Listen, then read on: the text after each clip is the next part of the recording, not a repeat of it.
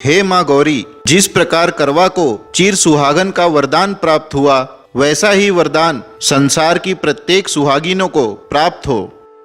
कृपया सब्सक्राइब कीजिए हमारे चैनल को तथा यह घंटी पर क्लिक अवश्य करें नया ज्ञानवर्धक वीडियो सर्वप्रथम देखने के लिए।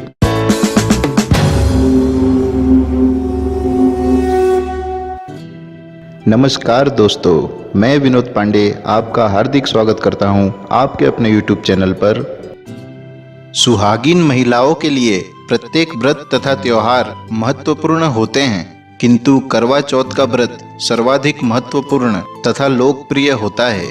वैसे तो कई बालिकाएं विवाह से पूर्व भी यह व्रत रखती हैं, किंतु विवाह के पश्चात का प्रथम व्रत अन्य व्रतों से भिन्न होता है, क्योंकि विवाह के पश्चात पहली दिवाली, पहली होली या पहला जन्मदिवस हो, उसे अत्यंत हर्षोल्लास तथा धूमधाम से मनाया जाता है। अतः नवविवाहित महिलाओं के लिए करवा चौथ का व्रत भी अत्यंत आवश्यक तथा महत्वपूर्ण होता है।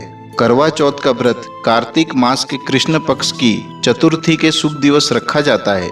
इस दिन प्रत्येक सुहागिन महिलाएं अपनी पति की लंबी आयु के लिए व्रत रखती हैं। महिलाएं संपूर्ण दिवस निराहार तथा निर्जल व्रत रखती हैं तथा संध्या काल में चंद्र दर्शन तथा पूजन करके ही अपना व्रत तोड़ती हैं। किंतु आपको पता होना चाहिए कि व्रत के पूर्व कुछ महत्वपूर्ण बातों का ध्यान रखना अति आवश्यक है, विशेष रूप से उन महिलाओं को जिनका यह पहला करवा चौथ का व्रत है। करवा चौथ का व्रत जितना कठिन होता है, उतना ही इसमें सावधानी भी बरतनी पड़ती है। अतः आज इस वीडियो के माध्यम से हम आपको बताते हैं कि करवा चौथ के दिन क्या क्या करना चाहिए तथा अन्य महत्वपूर्ण जानकारी एवं सावधानी।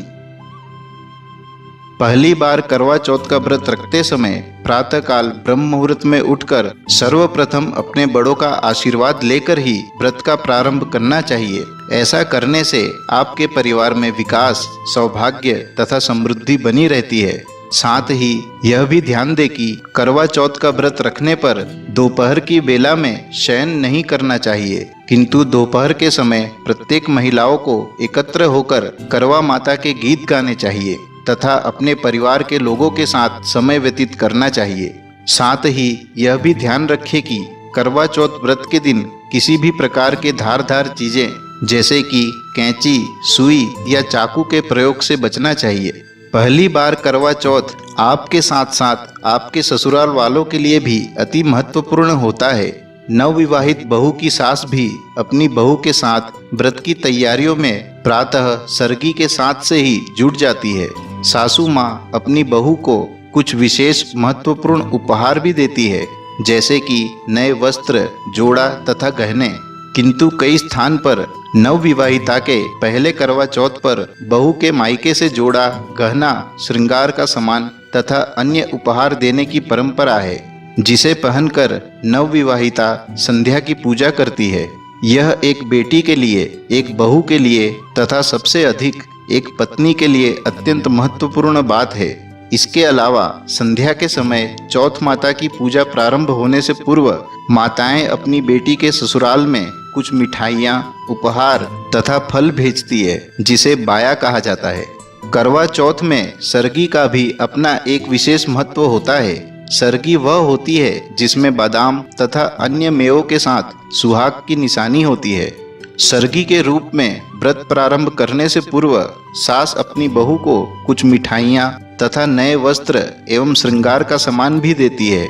सरगी के रूप में यह सास का अपनी बहू को आशीर्वाद माना जाता है।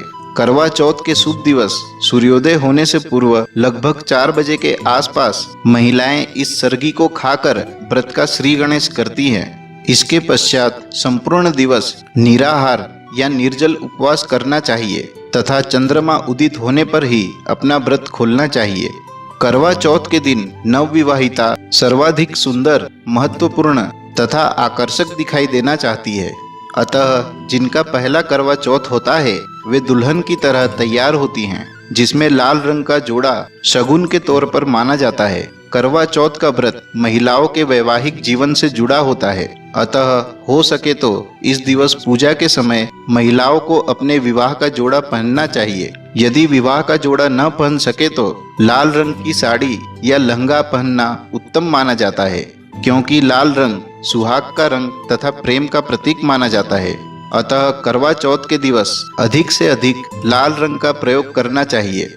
इसके अलावा गुलाबी, पीला तथा हरा रंग भी इस दिन पहना जा सकता है। कई महिलाएं दुल्हन की तरह कपड़े पहनने के साथ साथ भारी गहने भी पहनती हैं।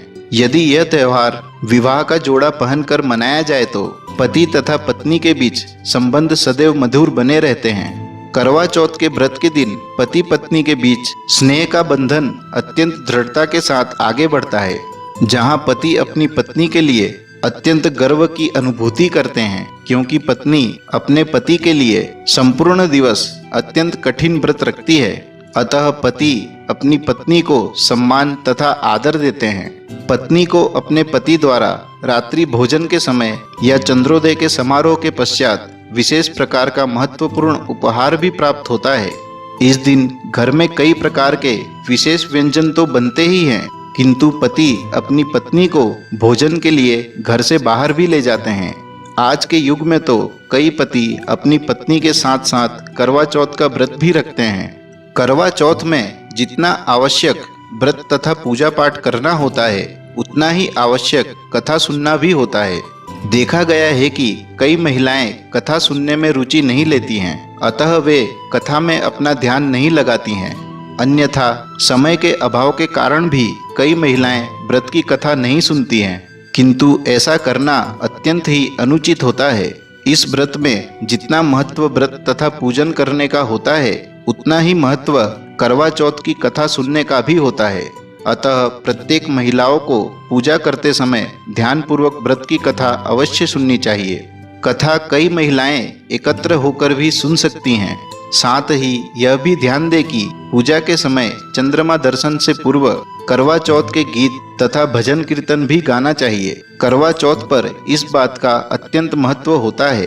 करवा चौथ माता के गीत तथा भजन गाने से आसपास का वातावरण शुद्ध तथा पवित्र हो जाता है तथा पूजन का पूर्ण फल प्राप्त होता है। भजन को आप अपने आस पड़ोस की महिलाओं तथा अपने परिवार वालों के साथ कर सकते हैं। संध्या के समय स्त्रियां पूजा करके चंद्रमा को अर्घ्य देकर अपने पति की पूजा करती हैं तथा उनके हाथ से पानी ग्रहण करके अपना व्रत खोलती हैं। करवा चौथ के व्रत में चंद्रमा की पूजा का विशेष महत्व होता है। सनातन हिंदू धर्म के अनुसार चंद्रमा को भगवान विष्णु जी का रूप माना जाता है तथा चंद्रमा को लंबी आयु का वरदान प्राप्त हुआ है। चंद्रमा में सुंदरता, प्रेम तथा लंबी आयु जैसे विशेष गुण पाए जाते हैं।